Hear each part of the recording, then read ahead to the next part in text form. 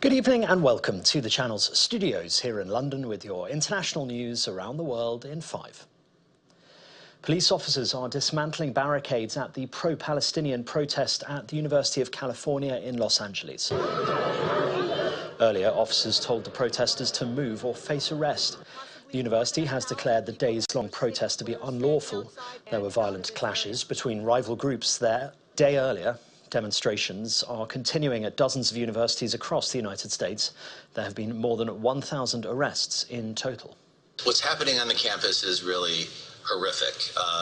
For a number of weeks now, we've seen a tinderbox that has been, in which the risks to students have been growing.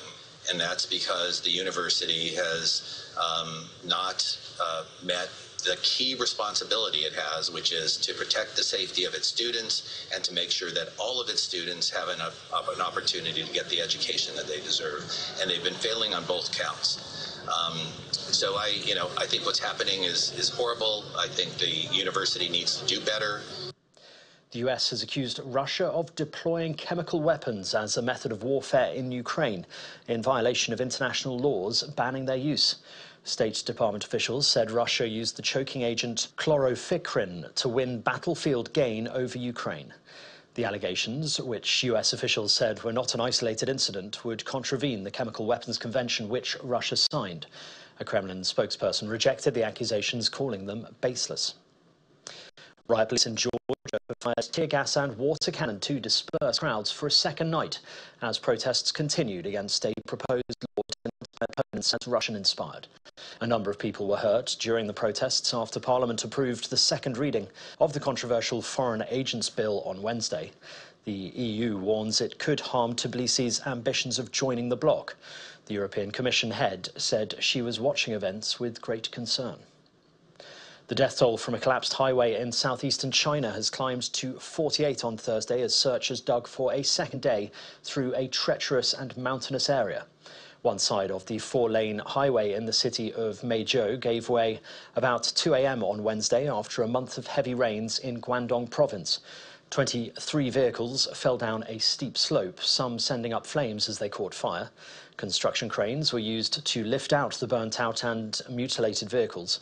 Officials in Meizhou said 3 other people were unidentified pending DNA testing. It wasn't immediately clear if they had died, which would bring the death toll to 51. Cambodia has blamed factors including the heat wave gripping Southeast Asia for a deadly ammunition warehouse explosion. 20 soldiers were killed in the incident in Kampong Speu province in Cambodia on Saturday. Rejecting claims that rebellious soldiers were to blame, officials said the blast was caused by a combination of faulty munitions and extremely hot weather. Temperatures of up to 43 degrees Celsius are forecast for the country. A man charged with murdering a 14-year-old schoolboy in a sword attack in London has appeared in court. Marcus Arduini Monzo remains in police custody over the alleged attack in Hainault on Tuesday morning. Police were called to reports of a car crashing into a house and people being stabbed, Westminster Magistrates Court heard. Daniel Anjorin suffered fatal stab wounds and 4 other people, including 2 police officers, were injured. Mr. Monzo also been charged with 2 counts of attempted murder, 2 counts of causing grievous bodily harm, aggravated burglary and of a bladed article. And scientists have produced a remarkable reconstruction of what a Neanderthal woman would have looked like when she was alive. It is based on the flattened, shattered remains of a skull whose bones were so soft when excavated that they had the consistency of a well-Duncan biscuit. Researchers first had to strengthen the fragments before reassembling them.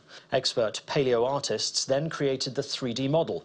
The representation appears in a new documentary called Scarlets of the Neanderthals, which examines what we know about our long-lost evolutionary cousins who became extinct about 40,000 years ago. You're getting into a world where you can see Neanderthals sitting around, preparing food, heating them up, some kind of simple cooking going on, and presumably that beginning of socializing in ways. So that's just another example of they're more and more like us. And that's your international news around the world in 5. Now back to the channel's studios in Lagos.